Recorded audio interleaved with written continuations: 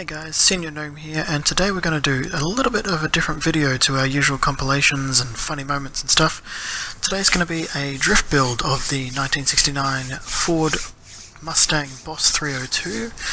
As you can see, I've already done a paint job here for it. And this one's going to be very inspired by Ken Block's Hoonicorn, but I've done a little bit differently because, I don't want to just copy his car. That's a bit boring. So first off, we're going to go into the upgrades, of course, and we're going to switch to the 6.2 litre LS3. So that's this one here. It's lighter and has a lot more power potential than the original motor. So we want all-wheel drive as well, so we put that on here. And we go with twin turbos for a bit more power, a bit more motivation. And basically you want to upgrade this all the way. You get to just over 1,000 horsepower, and that's a great number for spinning all four wheels. So pretty much all race parts here. You want to max out the horsepower of this LS3. There we go, there with the race twin turbos, the intercooler. And we get just over 1,000 horsepower, which is fairly necessary when we put on the race tyres and we've got all-wheel drive. And you want to do the same with the suspension and brakes, everything here, race parts. Gives us the best adjustability and, keeps the car stable while cornering. And there we go, weight reduction there. And also the same with the drivetrain. We want all race parts so we get as much power to the ground as possible.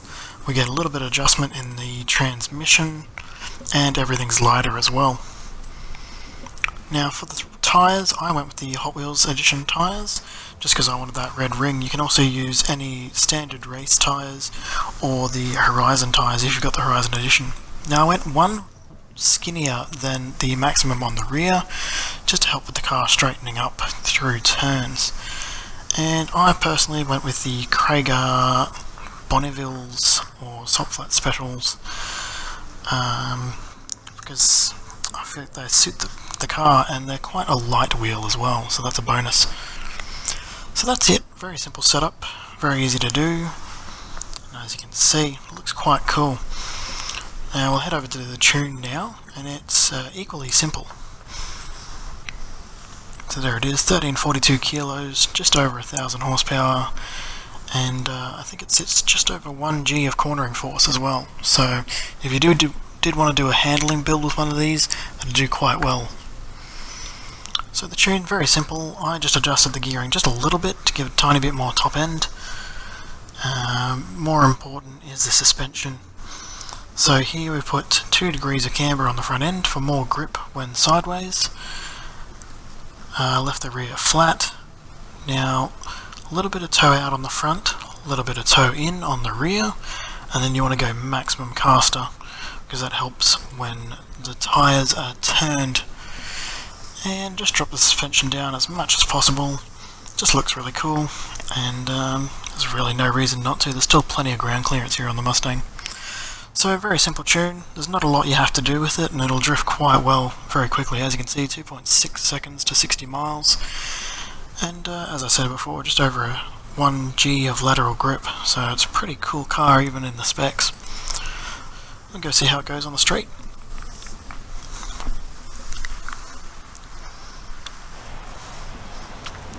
And here it is.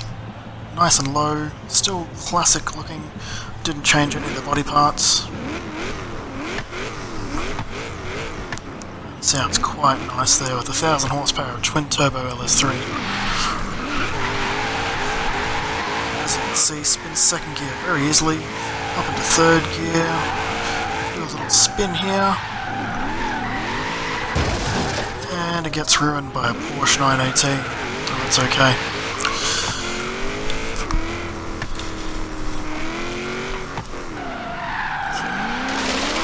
Now in this car, a lot of the time, especially around the car park, you'll be using second gear. As you can see here on the longer corners, and when coming into straights, you can use third gear, and it will spin through third gear as well. So we'll just head to the car park, and show you a quick idea of how the car goes around there.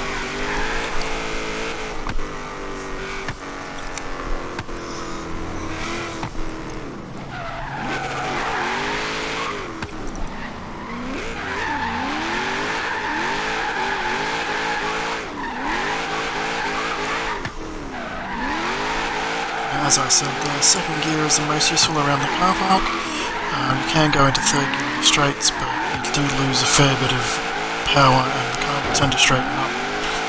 So my friend and I, Firebolt, we both Firebolt downloaded my tune and decided to go online and test out the car, see what we can do, and you guys can see a little bit of that now.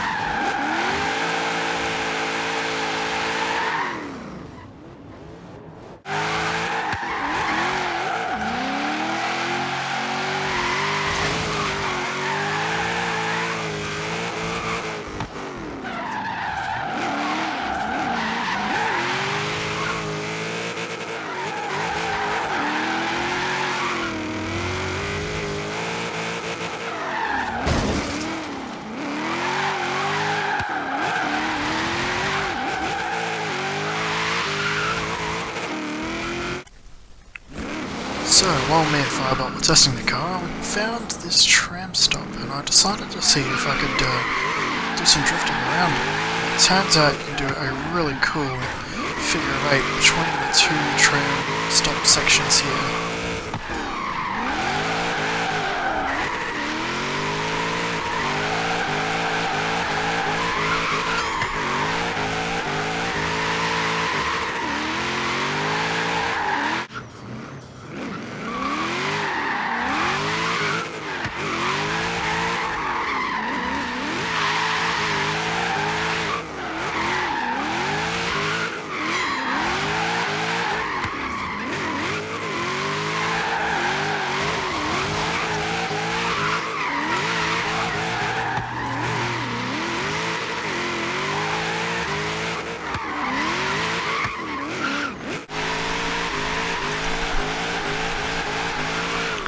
Hey guys, if you've enjoyed the video and you want to try out this tune for yourself, you can go to the storefront and search up my gamertag, JaceJ96, or you can search for the file name, which is all-wheel drive drift, AWD Drift. If you've enjoyed the video, please do leave a like and subscribe, and if you've got any suggestions for more car builds, or want to give me any feedback on the video, please do comment, and I really thank you guys for watching. I hope you've enjoyed, and I'll see you all soon.